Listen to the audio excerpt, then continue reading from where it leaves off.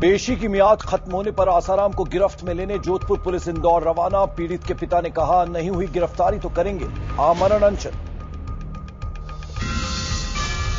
भटकल पर चढ़ा सियासत का रंग। एसपी नेता कमाल फारूकी ने कहा, धर्म के आधार पर तो गिरफ्तारी नहीं।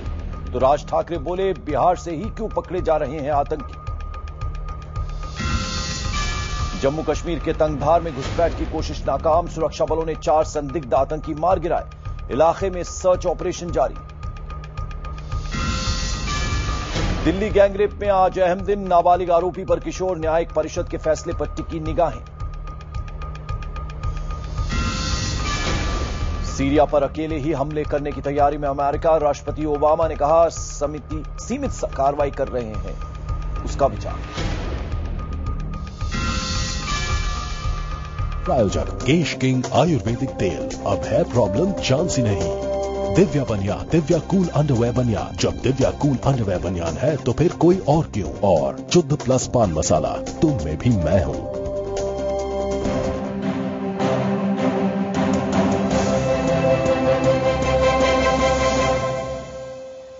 नमस्कार, सुबह के 9 बजने को हैं। मैं हूं पंकज भार्गव। पुलिस के सामने पेश होने की आसाराम की मियाद खत्म हो चुकी है। जोधपुर पुलिस आज उन्हें गिरफ्तार कर सकती है। आज आसाराम इंदौर में मौजूद हैं। यौन शोषण के आरोपी आसाराम क्या आज गिरफ्तार होंगे, ये सवाल हर कोई पूछ रहा है। जोधपुर पुलिस आज आसाराम से पूछताछ करने के लिए इंदौर निकल चुकी है। इससे पहले शुक्रवार को समन की मियाद पूरी होने के बावजूद आसाराम जोधपुर पुलिस के सामने हाजिर नहीं हुए। लिहाजा सख्ती दिखाते हुए पुलिस ने साफ कर दिया कि अगर उनके पास उसकी जायज वजह नहीं हुई तो कड़ी कार्रवाई की जाएगी।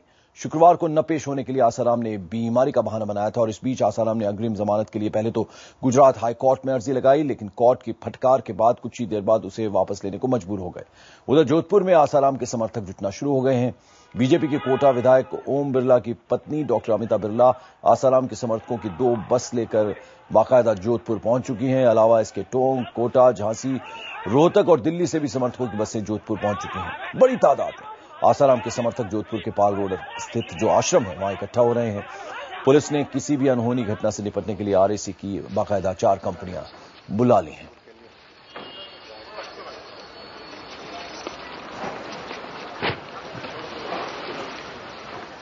और आइए सीधे रुक करते हैं इंदौर का, जहां पर मौजूद है मेरे सहयोगी मनोज शर्मा। मनोज, क्या जानकारी मिल रही है? जो जोधपुर पुलिस रवाना हुई है, क्या वो इंदौर पहुंच चुकी है?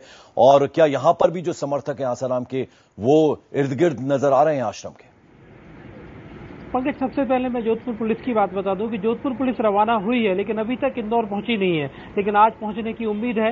लेकिन सबसे बड़ी बात यह है कि यहां पर जो भी तमाम आला अफसर हैं इंदौर पुलिस के, उनसे हमारी बातचीत हुई है और उनका कहना है कि अभी तक जोधपुर पुलिस की तरफ से इंदौर की पुलिस से कोई संपर्क नहीं किया गया है। मैं अपने कैमरामैन से कहूंगा थोड़ा पीछे ये दिखाएं कि ये वो इलाका है, ये वो पतली गली है जो 100 मीटर आगे जाके आसाराम के आश्रम में पहुंचती है। और यहाँ तकरीबन 40 एकड़ में 50 एकड़ में बड़ा आश्रम है, गुरुकुल है। और यहाँ पर जो सुबह से आकर हम भी देख रहे हैं कि महाराष्ट्र से और तमाम गाड़ियां, दूर दूर से गाड़ियां आ रही हैं और जो आसाराम के समर्थक हैं वो यहाँ पर जमा हो रहे हैं और सैकड़ों की तादाद में समर्थक यहाँ पर जमा हुए हैं। मनोज, बड़ा सवाल ये है कि देश क्या सोच रहा है और जो अनुयायी हैं, जो समर्थक हैं आसाराम के, वो क्या सोच रहे हैं? क्योंकि अब एक तरह से सेफ हाइड आउट है मध्य प्रदेश की। अगर हम बात करें 50 एकड़ में आश्रम है यहां पर इंदौर में, तो ऐसे में लॉ एंड ऑर्डर की सिचुएशन पैदा हो सकती है यदि पुलिस आती है यहां पर। ये सबसे अहम सवाल है पंकज, आप बिल्कुल सही कह रहे हैं कि जिस तरह से यहाँ पर समर्थक जमा हुए हैं और जो बात हो रही है कि जोधपुर की पुलिस आ जाकर यहाँ गिरफ्तारी कर सकती है, तो ये मध्य प्रदेश पुलिस के लिए अगर सबसे अहम सवाल ये है कि जोधपुर पुलिस की तरफ से इत्तला देने के पहले ये मध्य प्रदेश पुलिस के सामने एक बड़ी चुनौती के रूप में सामने है कि जो लॉ एंड ऑर्डर सिचुएशन है वो कभी भी हो सकती है। क्योंकि जिस तरह से तमाम जो जैसे कहें कि लुका छिपी जो चल रही है, पहले पता चला कि आसाराम बापू कल की दोपहर की फ्लाइट से आना चाह रहे थे लेकिन वो फ्लाइट शाम की फ्लाइट से उसको मिस कर गए। उसके बाद पता चला कि वहां से रात की फ्लाइट से दिल्ली जाएंगे, वो भी नहीं हुआ और उसकी बजाय दिल्ली जाने की बजाय वो भोपाल से इंदौर की तरफ निकल गए। आखिरी बार उनको देवास में उनकी तस्वीरें हुई, नाके पर जो टोल टैक्स का नाका होता है वहां पर बाकायदा तस्वीरें भी खींची गई। तो ये एक अहम सवाल है मध्य प्रदेश पुलिस के सामने कि जब ये मालूम है कि 30 तारीख की मियाद खत्म हो चुकी है, जोधपुर पुलिस कभी भी इंदौर आ सकती है और यहाँ पर तमाम समर्थक सैकड़ों की तादाद में इंदौर के आश्रम में जमा हुए हैं। तो एक लॉ एंड ऑर्डर सिचुएशन का ख्याल रखना मध्य प्रदेश पुलिस का काम है। लेकिन मैं एक बार फिर से आपको दिखाऊंगा कि फिलहाल आश्रम के आसपास मध्य प्रदेश पुलिस की जिसे कहें कोई टीम या कोई तैनाती अभी तक तो नहीं हुई है। मनोज, क्या आपसे भी किसी तरह की नाराजगी वहां पर, चूंकि मीडिया कवरेज कर रहा है, क्या कोई समर्थक जो वहां पर आसाराम के, क्या किसी तरह की बातचीत आपसे हुई हो, वो क्या कह रहे हैं? जैसे हम अभी आश्रम के बाहर से हम ये सारी कवरेज कर रहे हैं, आपको सारी चीज दिखा रहे हैं, लेकिन जो जहां तक आश्रम के अंदर की बात है, अंदर जाकर कवरेज करने के लिए जो तमाम समर्थक हैं वहां पर जमा है और सबका एक ही कहना है कि वो किसी भी हालत में आसाराम की गिरफ्तारी नहीं होने देंगे। और जो मतलब अंदर जाकर कवरेज करना तो एक तरह से बिल्कुल। और इस वक्त हम मनोज के पास वापस लौटेंगे। आपको बता दें कि जबरदस्त तरीके से जोधपुर में जो आसाराम के समर्थक हैं उन्होंने IBN-7 की टीम पर हमला किया है। हमारे सहयोगी भवानी सिंह के साथ भी वहां मारपीट की गई है। भवानी हमारे साथ इस वक्त फोन लाइन पर। भवानी, क्या जानकारी आप दे पाएंगे, क्या हुआ? देखिए पंकज, हम पाल रोड स्थित आश्रम के समर्थक पहुंचे थे, हम यहाँ कवरेज करने के लिए पहुंचे थे।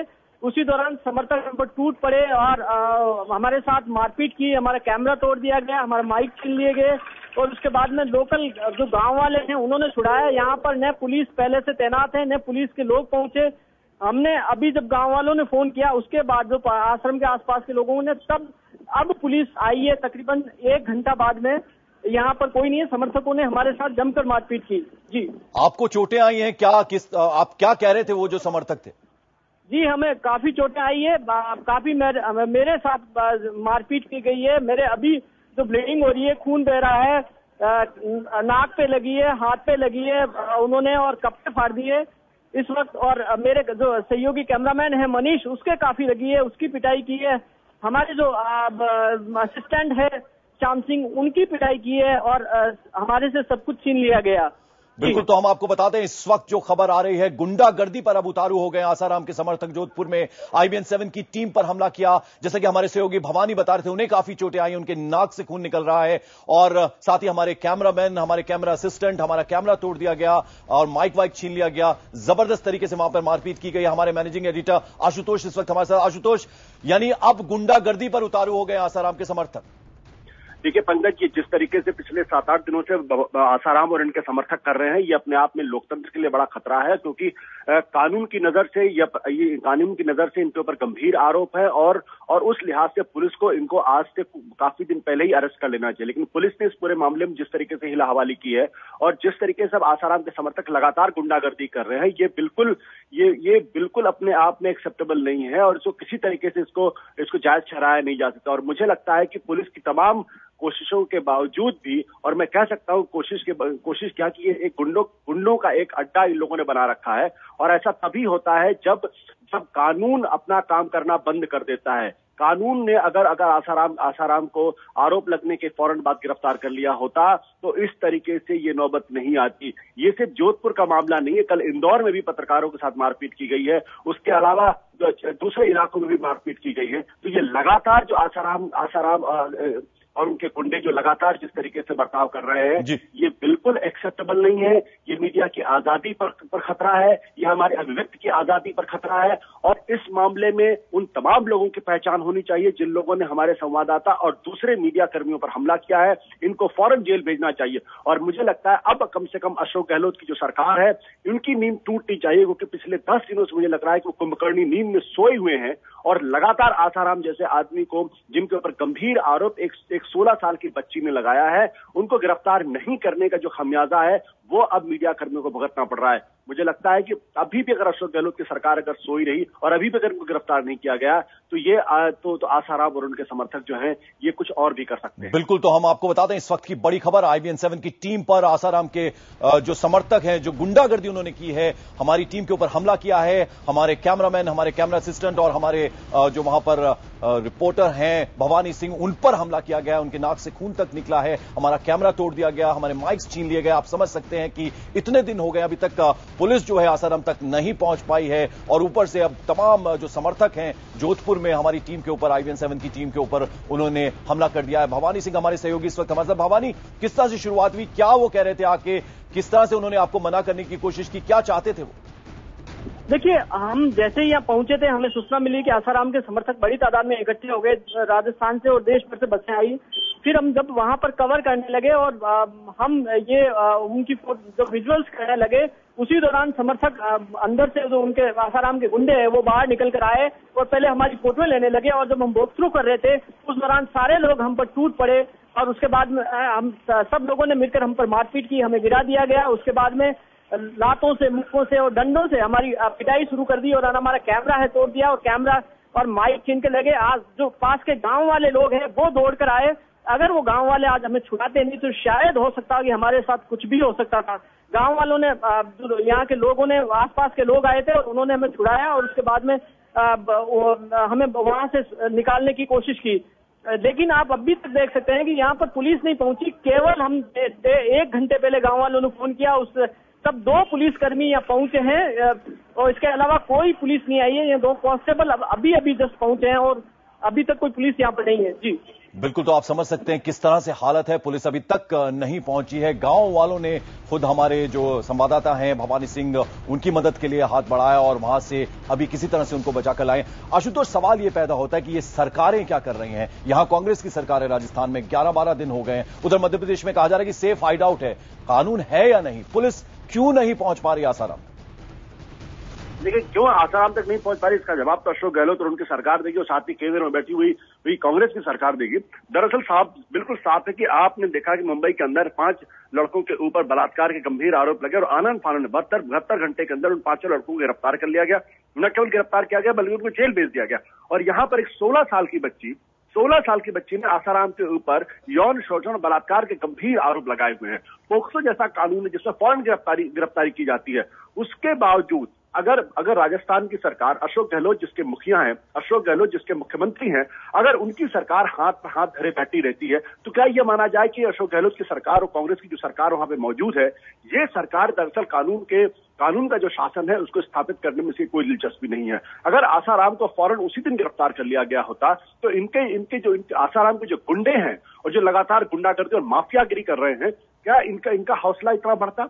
और क्या ये लोग, कल इन्होंने इंदौर में जिस तरीके से एयरपोर्ट के पास मारपीट की है, इसके पहले भोपाल में इन्होंने जिस तरीके से मारपीट की है और आज जोधपुर जो लगातार ये लोग मारपीट कर रहे हैं, क्या इनके हौसले इतने बड़े होते? बिल्कुल इनके हौसले इतने बुलंद नहीं होते। तो दिक्कत दरअसल यहाँ पे ये है कि जब भी किसी धर्मगुरु पर जो पाखंडी है या ढोंगी है, किसी को नहीं पता, और जिस व्यक्ति पे हत्या, बलात्कार कितने गंभीर आरोप, और ये पहला मामला नहीं कि उनके ऊपर गंभीर आरोप लगे। इसके पहले 2 बच्चे गायब हुए, उनकी मृत्यु हुई, उस पर भी मामला हुआ। तमाम भूमि अधिग्रहण के आरोप, भूमि जबरदस्ती कब्जे करने के आरोप आसाराम उनके समर्थकों पर लगे हुए हैं। और उसके बावजूद भी अगर पुलिस हरकत में नहीं आती है, पुलिस अगर कार्रवाई नहीं करती है और बीजेपी के कुछ तमाम बड़े नेता और कांग्रेस के कागतो नेता अगर आसाराम के समर्थन में खड़े होंगे तो उनके हौसले बुलंद होंगे। 2 चीजें महत्वपूर्ण है।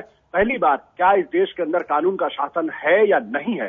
दूसरी बात, अगर मीडिया अपना काम कर रहा है तो उसकी अभिव्यक्ति की आजादी पर अगर हमला होगा, ये हमारे मौलिक अधिकारों पर हनन है और इन मौलिक अधिकारों पर हनन मीडिया बर्दाश्त नहीं करेगा। और अगर आसाराम और उनके समर्थक और अशोक गहलोत और उनकी सरकार अगर वो ये चाहती है कि वो मीडिया का गला दबा सकते हैं, ये संभव नहीं है। वो IBN 7 की कवरेज बिल्कुल नहीं रोक सकते। बिल्कुल, हमारे editor in chief Rajdeep Sardesai इस वक्त हमारे साथ जुड़ रहे हैं। राजदीप, अभिव्यक्ति की आजादी जो है उस पर फिर से एक बार हमला हुआ है हमारी टीम के ऊपर। जोधपुर में आसाराम के गुंडों ने वहां गुंडागर्दी की है। देखिए, अगर हम कहें कि ये आसाराम जी अपने आप को कहते हैं कि वो एक रिलीजियस लीडर है, धार्मिक नेता है, और धार्मिकता में अगर आप हिंसा पर उतर आए तो इसका साफ मतलब है कि आप धर्म में विश्वास नहीं करते लेकिन आतंक में विश्वास करते हैं। आप लोगों की जो लोग आपकी पोल खोल रहे हैं उनको आप दबाने की कोशिश कर रहे हैं। जमाना बदल गया है। एक जमाने में आपको शायद आप हिंसा के द्वारा जो आपके खिलाफ जो आवाजें उठ रही थी उनको आप दबा सकते थे, लेकिन अब अगर प्रशासन भी आपके साथ हो, आप किसी मीडिया की आवाज जो है उसको आप दबा नहीं सकेंगे। अगर आसाराम को और उनके समर्थकों को लगता है कि गुंडागर्दी के बाद जो मीडिया है वो कमजोर होगी या उनकी बात मानेगी, तो वो एक उनका ये वहम है और ये जल्द से जल्द निकल जाएगा। हम इसकी कठोर निंदा करते हैं और मुझे लगता है जितने भी मीडिया के ऑर्गेनाइजेशंस हैं या जितने भी भारतीय नागरिक हैं जो चाहते हैं एक स्वतंत्र मीडिया रहे, जो चाहते हैं कि सच्चाई की आवाज लोगों के सामने आए, वो चाहेंगे कि गुंडागर्दी के द्वारा अगर कोई आपकी आवाज दबाने की कोशिश करे तो उनकी निंदा होगी। अगर आसाराम को कोई भी तकलीफ हो रही है, जिस तरह की उन पर आरोप लग रहे हैं, तो वो बहस करे, वो कोर्ट में जाकर वो इसका सामना करे। लेकिन इतने दिनों से कोर्ट के पुलिस के समन्स के बावजूद वो कानून के सामने नहीं आ रहे। क्या आसाराम कानून के ऊपर है? कोई भी व्यक्ति कानून के ऊपर नहीं है। और अगर कोई कानून अपने हाथ में ले, जिस तरह से आज आसाराम के समर्थकों ने लिया है, तो इसकी एक तरह से ये डेमोक्रेसी, लोकतंत्र पर एक कलंक है। और हम समझते हैं कि कहीं न कहीं आसाराम को और उनके समर्थकों को एक अपॉलॉजी कम से कम देनी पड़ेगी और कोर्ट के सामने पेश होना पड़ेगा, क्योंकि उनके खिलाफ जो आरोप है वो बहुत ही गंभीर आरोप है। बिल्कुल राजदीप, मैं लौटूंगा आपके पास। आशुतोष हमारे साथ बने, तो आपको बता दें इस वक्त की बड़ी खबर, अभिव्यक्ति की आजादी पर फिर से एक बार हमला हुआ है। IBN-7 की टीम जोधपुर में जो आश्रम के पास पहुंची थी, वहां पर हमला हुआ है। हमारे जो वहां पर पत्रकार हैं भवानी सिंह, उसके अलावा हमारे कैमरामैन और कैमरा असिस्टेंट, उन पर हमला हुआ है। माइक छीन लिया गया, कैमरा तोड़ दिया गया, उनको काफी चोटें भी आई हैं। और ये सब कुछ आसाराम के जो तमाम वहां पर समर्थक, उन्होंने ये गुंडागर्दी की है और पुलिस वहां मदद के लिए नहीं पहुंची। वहां पर जो मदद भी की उनकी, वो पहले वहां गांव वालों ने की है। इस पर लगातार हम आगे भी बात करेंगे एक छोटे से ब्रेक के बाद।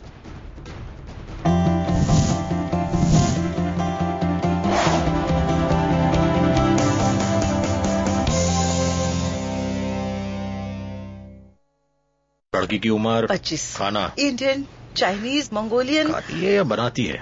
बनाती है। गोत्र को ध्यान में रखते हुए कन्या के लिए 3 रिश्ते मिले। दीदी 230 मिले। अब ढूंढो अपना मनचाहा जीवन साथी चुटकियों में। मेरी मानो, अब विंडोज 8 PC से आप हर मंजिल छू सकते हो। तो सोच क्या रहे हो? अब घर ले आओ विंडोज 8 टच PC 0% फाइनेंस पे, इंटरेस्ट फ्री EMI ऑप्शंस के साथ।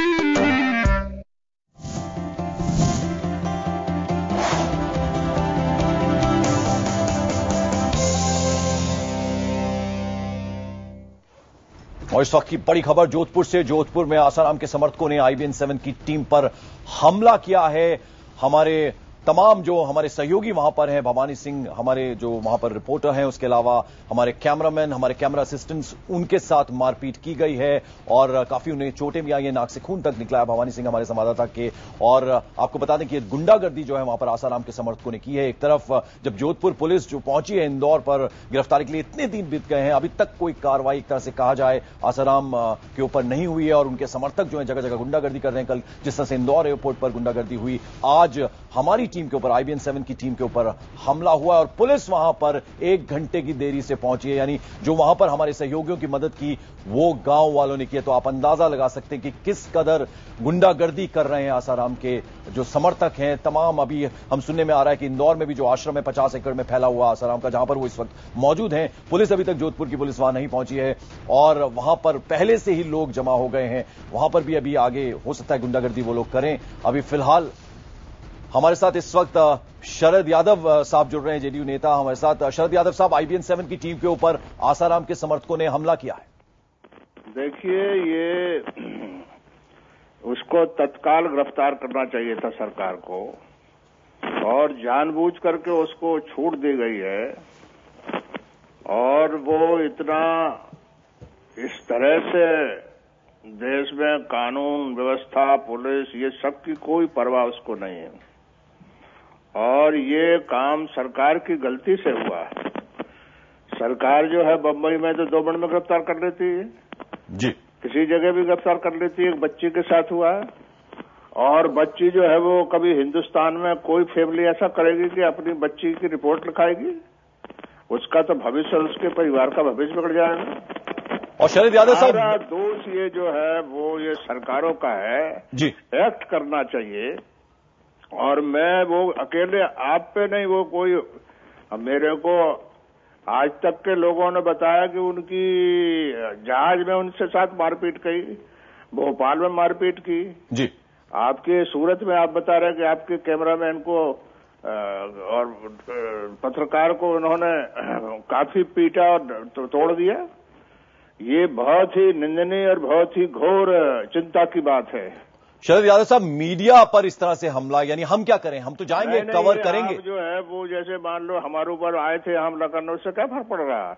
जो अच्छे काम के लिए मैं आप सब लोगों को बधाई देता हूं कि देश में जो जिस तरह ये आदमी एक तरह का भू माफिया, हर तरह के गलत काम करने वाला आदमी, उसके बारे में आवाज आपने उठाई है, तो इसलिए उस आवाज के कारण ये बौखलाया हुआ है और बौखलाहट में ये कर रहा है। बौखला कर ये जो काम कर रहा है उसका कारण किसको पहले गिरफ्तार नहीं? बिल्कुल शरद यादव साहब, मानते हैं कि सीधे सीधे जो राजस्थान सरकार है, केंद्र सरकार, उनकी जिम्मेदारी बनती थी अभी तक, और मध्य प्रदेश सरकार क्या कर रही है? क्यों ये इस तरह का, जैसे कोई एक इस देश में कोई कानून है नहीं। चलिए शरद यादव साहब, बहुत बहुत शुक्रिया IBN 7 से बात करने के लिए। हमारे